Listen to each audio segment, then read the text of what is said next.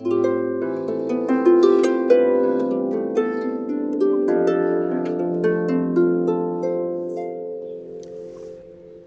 name is Winifred Garrett, and I'm a professional harpist. I attended the School of the Arts from 1969 to 1978. I was born in Winston-Salem, North Carolina. I love Winston-Salem. I love everything about it. I love Dewey's. I have to say that because I really do. It's home. As I was growing up, I was a smart kid and a very musical kid. I'm told at the age of 2, I did my first singing performance, and I've performed ever since. Music was very important in my family. My mother made sure that everyone played an instrument. Everyone played piano, my brother played drums, sister played organ, and she studied at the School of the Arts as well. I learned about the School of the Arts from my parents and my harp instructor in 8th grade. My parents very much encouraged me to go, and I'm so glad they did. As an 8th grader, going to the School of the Arts was like going to college, and I remember being dressed very formally. Everybody else was in blue jeans, and it was really, really surprising. Eventually, I ended up in blue jeans, so. I really didn't know what to expect from the School of the Arts. I never practiced more than 30 minutes in my life, up to that point. And so, to see people practicing 3-4 hours, I was just like, oh my gosh, I couldn't believe it. The School of the Arts taught me how to be disciplined. It taught me excellence. It just opened up a whole world. Well, back in the day, the city was a very different time. I was the kid on the other side of the tracks. The city was, well, all of America was racially divided, but certainly the city was divided, and the tracks, the railroad tracks, indicated that. I remember going to the theater, the movie theater. At that time, it was the Carolina Theater. It's now the Stevens Center. Being an African American, we had to go upstairs on the outside into the theater.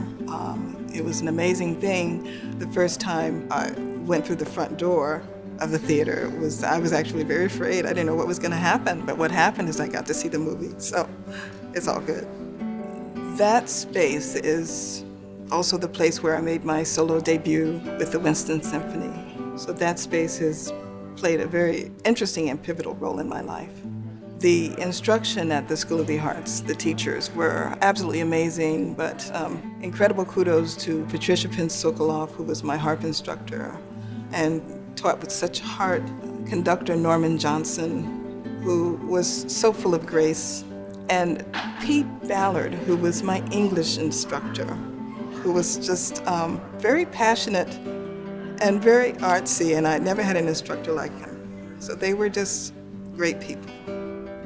My first 2 years of harp lessons were donated by an anonymous donor, and it wasn't until I gave my debut with the Winston Symphony that I got to meet that donor, and it turned out to be Phil Haynes. We both looked at each other and just kind of said, at last. Thank you, Mr. Haynes. The coolest thing would have to be going to Europe the first time. Actually, I've been twice. Can you imagine a little girl from across the tracks standing in the Sistine Chapel, getting on an airplane? I'd never been on an airplane before in my life, flying to another country where they didn't speak English, seeing the incredible art, playing incredible music in incredible places. It was absolutely amazing. Thanks to the International Music Program at the North Carolina School of the Arts, this little girl got to go. And I threw a coin in the Trevi Fountain. Right after school, New York is where I began to establish myself as a harpist. So I did a lot of Broadway, off-Broadway shows, played churches, hotels, which I'm still doing. I played in many concert settings and venues. I toured with Stevie Wonder.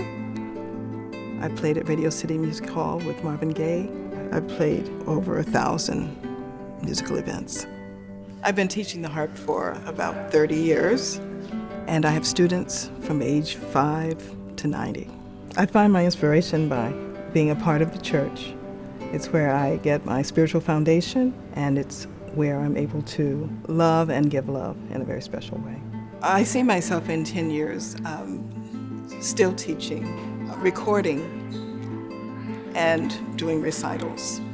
That's what I'm looking forward to. I am the person that I am today as a result, a direct result of being at the School of the Arts. I would say to the graduates to just be open and willing and flexible, be able to do it all, because that way you'll always eat. You'll always be able to take care of yourself. The harp has taken me many places.